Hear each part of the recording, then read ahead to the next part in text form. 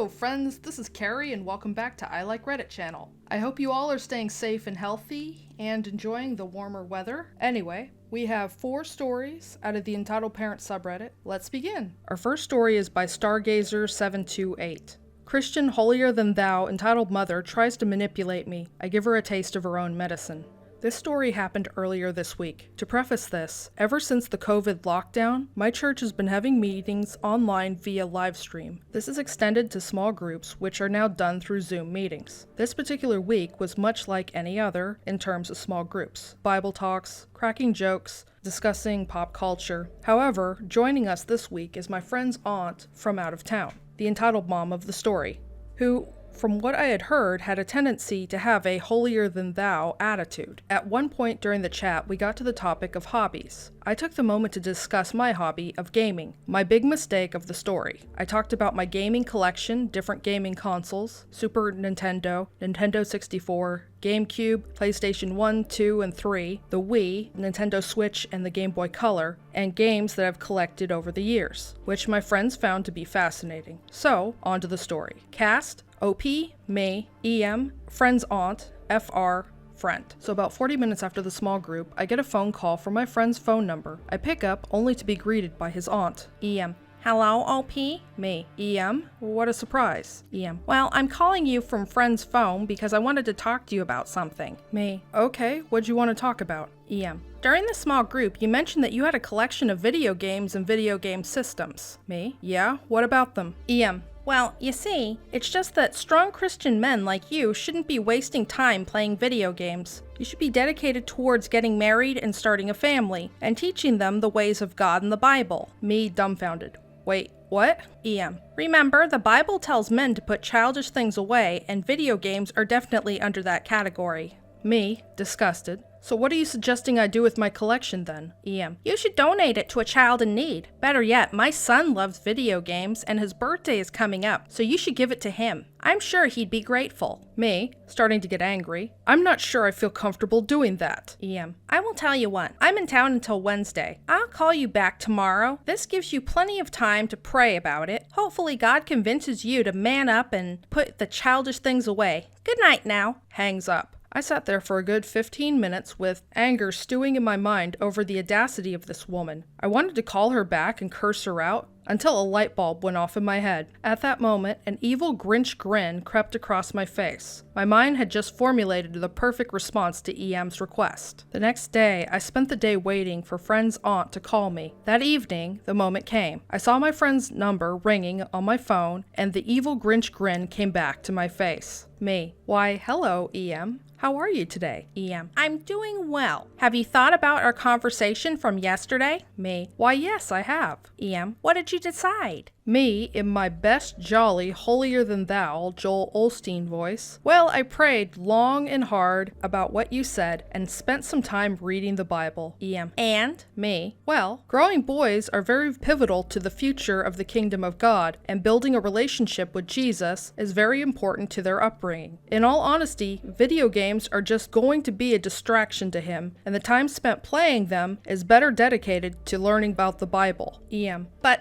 that's me. Remember, EM, the book of Proverbs tells us to start children off on the way they should go, and the Ephesians tell us to bring them up with discipline and instruction of the Lord. So unfortunately, I'll have to pass on giving your son my gaming collection. However, I will gladly send a children's study Bible and DVD collection of VeggieTales to friend so that he can send them to you. EM. But OP, wait, it's not going to be an issue. Me, cutting her off, still in the holier-than-thou jolly tone. I'm sorry, EM, but I have an important dinner arrangement to go to. Goodbye now. Hang up on her. I turn off my phone after that to make sure that the EM couldn't call back. Later that night, friend sent me a message on Facebook apologizing for his aunt's behavior. Apparently, she took his phone behind his back to make both calls, and he got really upset when he found out what the EM was asking me. But at the end of the day, I still have my game collection and my hobby. Mario Kart, anyone?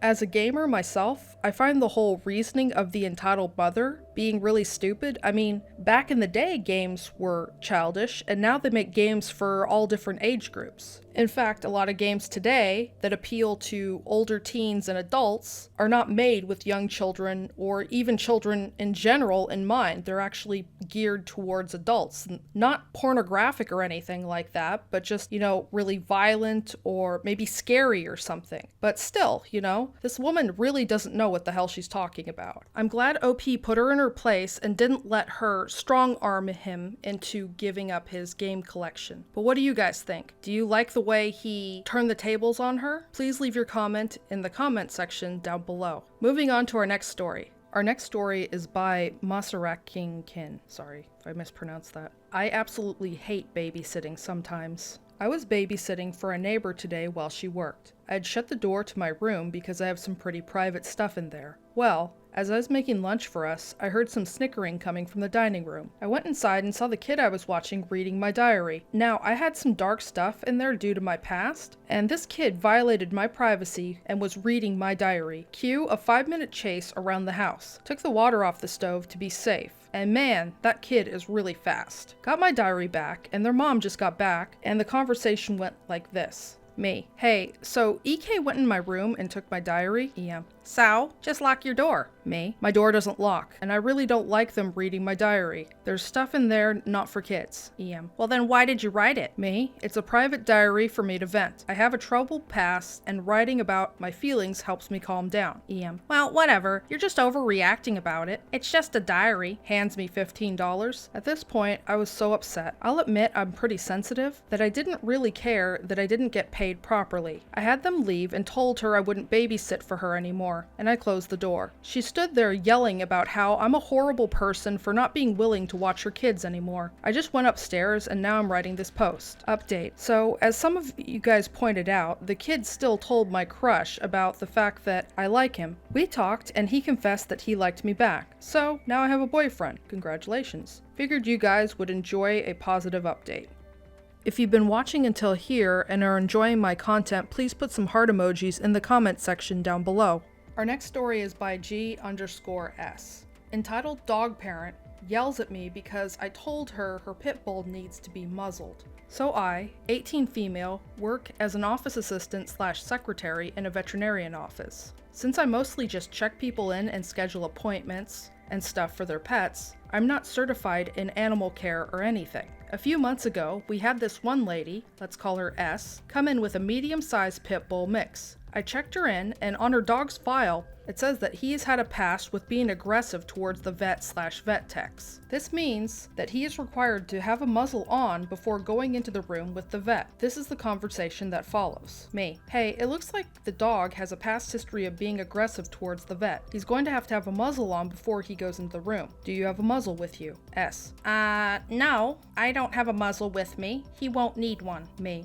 I'm sorry, ma'am. He is going to have a muzzle before the vet can look at him. It's the rules. We have some that we can use for the appointment. S. Why? Is it because he's a pit bull? He's just a big baby. He wouldn't hurt a fly. This is discrimination against pit bulls. Me. No, ma'am, it's not because he's a pit bull. His file says that he's been aggressive towards the vet before. A lot of dogs don't like the vet, and it's pretty common for them to have to be muzzled too, regardless of their breed. We've even had to muzzle a Chihuahua before. S. The dog just doesn't like the vet touching him or messing with his body parts. Just tell the vet not to do that and he won't bite like he did last time. Me. Ma'am, how's the vet supposed to do his job if he can't touch the dog?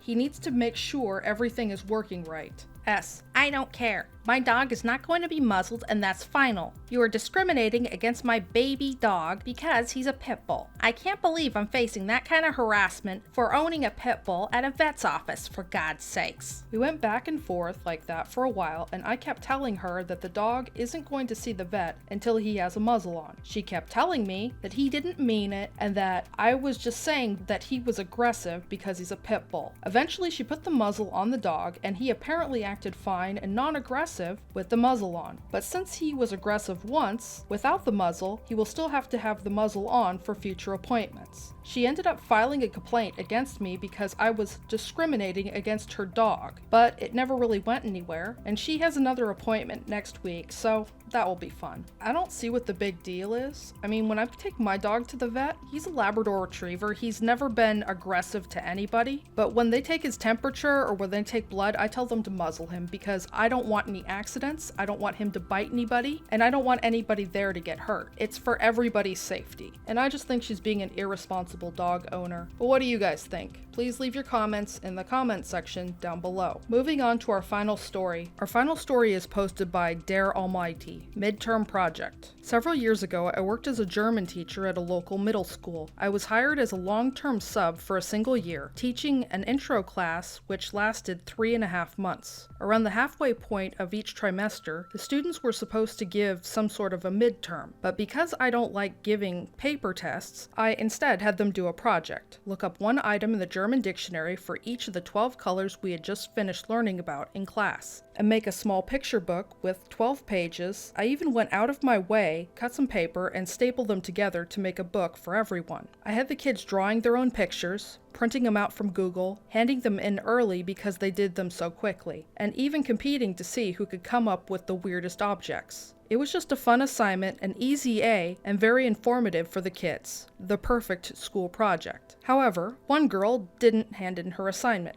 I asked her about it, and she swore she handed it in, but I didn't have it in my inbox. I searched everywhere, but I couldn't find it, so I know I didn't misplace it. Her mother emails me the next day and demands to know where her project is. I explained to her that I never received it and therefore couldn't give her a grade until I receive it. I explained the grading policy was to lose 10% for every class day that the assignment wasn't handed in. The class met every other day, and that she could hand it in late if she wanted to. The mother insisted I was lying and went to my principal about it. The principal asked me to explain the assignment to him, then rolled his eyes and apologized, saying that this girl's mother pulled the same crap with a project the previous year in another class, and that this kid had never been held accountable for anything. I explained the grading policy to him, as established by my department, and that he tells me to keep reminding the girl of the assignment, and eventually called her mother and told her, once again, that this is our grading policy and we can't make an exception. Her response, "But my daughter worked hard on the project. She works hard in the class. She deserves an A." I had to laugh to myself. I had almost 24 kids in the class who deserved A's. They deserved A's because they earned the A's for handing in A-level work. It's been a few weeks. I still didn't have the book in my hands. Now I'm more or less forced to give this girl a 0. Between the project that was assigned and the next incident, I gave this girl at least 3 blank books, none of which were handed in. The very same day, I entered 0 into the grade book, though I get called back into the principal's office because apparently the mother had called the superintendent. He said, "Just so she stops wasting the superintendent's time, can you just make an exception to the grading policy?" I sighed and agreed to do so, and he responded, "When she hands in the assignment, give her whatever grade you think she really deserves, other than a 0. I nod and leave the office. I send the mother an email with an ultimatum. She has until the last day of class to hand in the assignment. If it's 100% correct, I'll give her full credit, which is obviously more than fair considering we're a good 15 class meetings past the project due date. On the very last day of school, I get the project and it's only half done. I enter a grade of 50% into the grade book, and within seconds, I get an angry email from the mother that has CC'd the principal and the superintendent and several other people whose names I didn't even recognize. I responded with a screenshot of the previous emails I sent her with the terms, shut down my laptop, and handed it over to the IT office. On the way out the door, the principal actually thanked me for everything I did and says, "She's going to try to get you fired for this, you know." We share a laugh and I leave the building for the last time. You can't get someone fired who doesn't work there, after all. I think OP was more than fair with this girl, and so now she gets to learn some, personal responsibility in doing the assignments. It would have just been easier to do the assignment. I mean, come on, that sounds like so much fun. Having teachers that make you excited about learning. I mean, I had a teacher like that senior year English, that we got to read our class assignments, like our books that we had to read that year. We read them as a class and we kind of got to act them out as a class. And that was exciting, that was fun, and it made people more excited about going to school and learning. And I think that's what OP's trying to do, is trying to teach his students to do. And yeah, I think what he's doing is good, and I think the EK just deserves what they got in the end. But what do you guys think? Please leave your comments in the comments section down below. That's all the stories I have for today. Links to the original Reddit posts will be in the description box below. Please stop on by Reddit to show the OP some love and an upvote. If you enjoy my content, please comment, like, and subscribe to my channel. Don't forget to hit the bell notification to let you know when I've uploaded new videos. Thank you for watching, and have a great day.